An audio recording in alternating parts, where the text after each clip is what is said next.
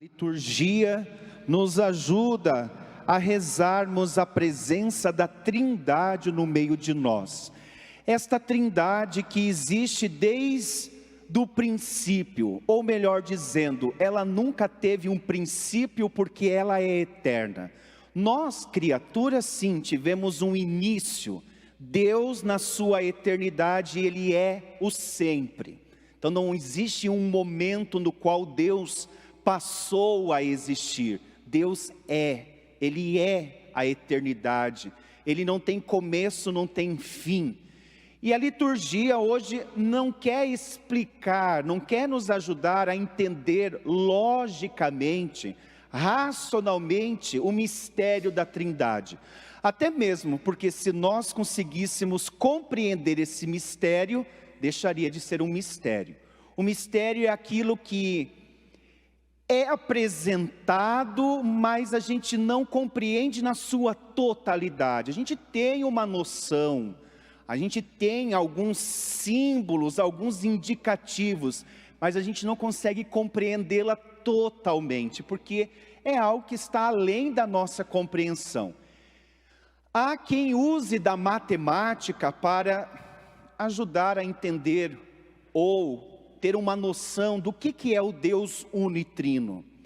Há quem diga que 1 vezes 1 vezes 1 é igual a 1.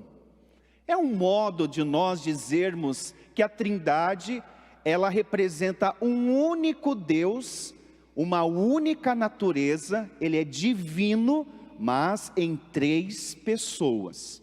Então nós não acreditamos em 3 deuses.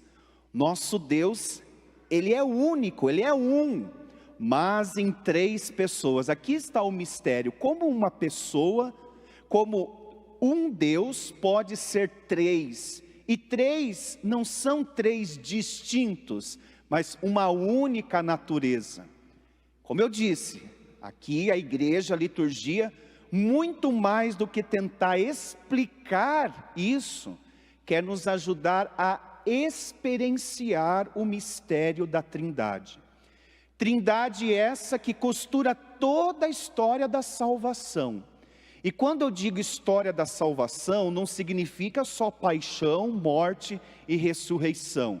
A salvação já acontece na criação. Então, quando Deus cria salvando. Só que Ele não cria sozinho. Às vezes nós temos uma ideia de que Deus trabalhou ao longo da salvação e continua trabalhando, mas de um modo muito individualizado. Por exemplo, quem criou o mundo? Quem criou todas as coisas visíveis, invisíveis? Foi o Pai. E Ele geralmente é retratado como um senhor de barba branca. Há aqui alguns questionamentos, porque o Pai, Ele não pode ser retratado como uma figura humana, porque quem se encarnou foi o Filho. O Filho teve um rosto humano. Então há algumas discussões na teologia que falam para nós assim: nós não podemos representar Deus, o Pai, porque Ele é Espírito. Nós podemos representar o Filho, porque Ele assumiu a nossa humanidade. O Espírito, nós não damos um rosto para Ele, nós usamos metáforas, símbolos, nuvem, Espírito Santo, fogo que desce, vento, percebe? São sinais da presença do mistério do Espírito Santo. Mas enfim, então como eu disse, às vezes nós aprendemos que o Pai criou, e o Pai é retratado como aquele senhor de barba branca. Quando nós olhamos para o Filho, a gente fala, quem foi o Filho? O Filho foi aquele que veio no meio de nós, assumiu a nossa condição humana e morreu na cruz para nos salvar. E quem é o Espírito Santo? O Espírito Santo é o amor do Pai e do Filho derramado sobre nós, é a força que nos motiva, é aquilo que gera vida na graça em nós. É pela força do Espírito que os sacramentos, a igreja acontece. Só que Deus não age sozinho. O bonito é que a Trindade é uma comunidade. E uma comunidade é uma comunidade que se relaciona. Então o nosso Deus não é um Deus sozinho, solitário no céu. Um Deus que está lá, vivendo uma solidão eterna e nós aqui. Ele é um Deus, um único Deus, mas que se relaciona o Pai com o Filho no Espírito, e é isso que gera a relação trinitária, que para nós é modelo de comunidade. A comunidade mais perfeita é a Santíssima Trindade, e é ela que nós olhamos e desejamos. Como eu quero viver uma relação de amor assim.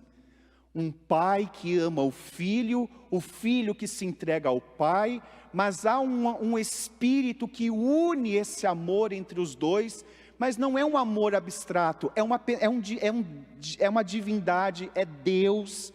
Então tudo isso é muito bonito para dizer, a nossa fé não é uma fé individualista, não é uma fé isolada.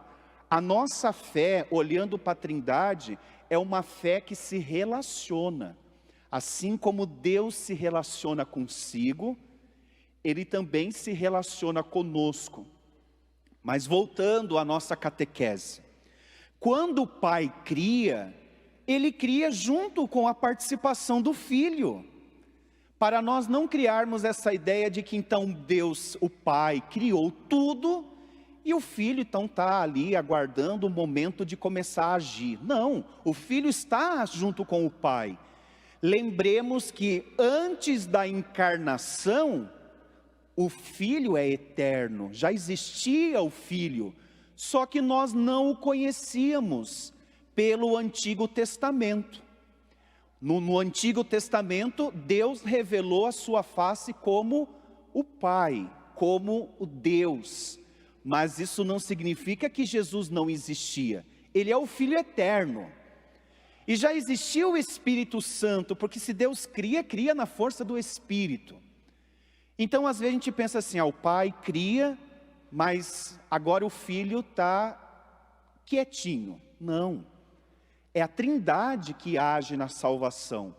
Quando Jesus morre, quando Jesus vem até nós, não significa que agora quem está trabalhando pela salvação é Jesus. E o Pai está esperando concretizar tudo, e o Espírito Santo está aguardando vir sobre nós. Não, Jesus, foi Ele que se encarnou, não foi o Pai e não foi o Espírito Santo. Inclusive, no ano de 375 na igreja, bem lá no começo, houve uma discussão entre os católicos, dizendo que o Pai também tinha se encarnado, e o Espírito Santo também.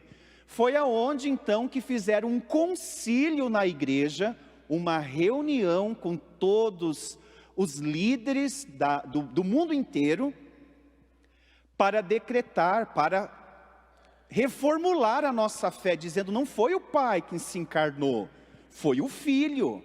Então houve algumas que nós chamamos de heresias, aquilo que foge da regra, aquilo que está além do que é o ordinário. Então há quem pensou que o Pai também tinha se encarnado.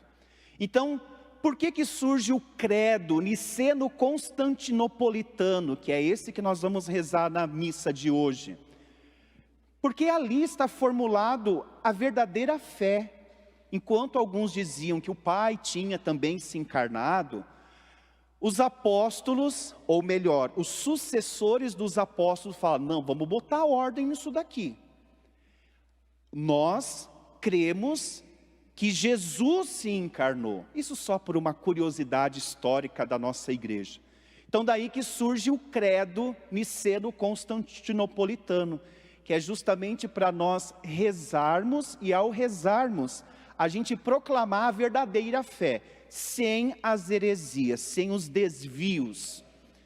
E enfim, quando o Espírito Santo ele é derramado sobre a igreja, E lembrando que esse Espírito não é derramado só lá atrás, ele é derramado hoje. Se hoje nós celebramos a missa e apresentamos a Deus pão e vinho, e Ele transforma no corpo e no sangue de Jesus, é porque o Espírito está sendo derramado. Então o Espírito nos é dado hoje na nossa vida, na vida da igreja. Quando nós ouvimos a palavra e aquilo nos toca, o Espírito está agindo em nós. Quando o bem que eu faço o outro, é o Espírito movendo algo no meu coração. Então às vezes a gente pensa que Pentecostes aconteceu só lá atrás e acabou. Não, Pentecostes acontece hoje, porque o Espírito é derramado, é Ele que nos fortalece. É Ele quem nos sustenta na fé. Se você hoje tem fé no Filho de Deus, se você hoje está aqui, é porque o Espírito está agindo e sustentando isso em você. Não é só uma adesão individual e particular nossa. É também, mas há a força do Espírito agindo para dizer, eu creio, eu acredito nisso. E é isso que vai me conduzir à vida eterna. Mas age com o Pai e o Filho. Então, a Santíssima Trindade é o nosso ponto de chegada.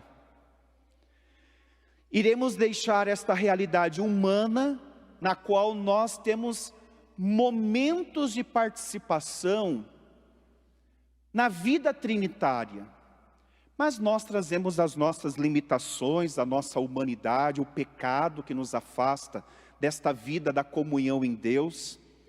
Contudo, nós acreditamos e sabemos para onde nós estamos caminhando, que é para Deus, para participarmos desta relação perfeita de amor, aonde Deus nos convida, participe conosco, viva conosco este amor bonito e perfeito, que é o amor divino, o amor trinitário. Então,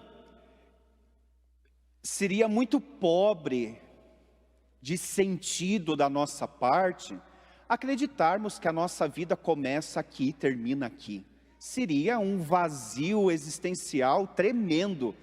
Eu entraria em crise. Em que sentido?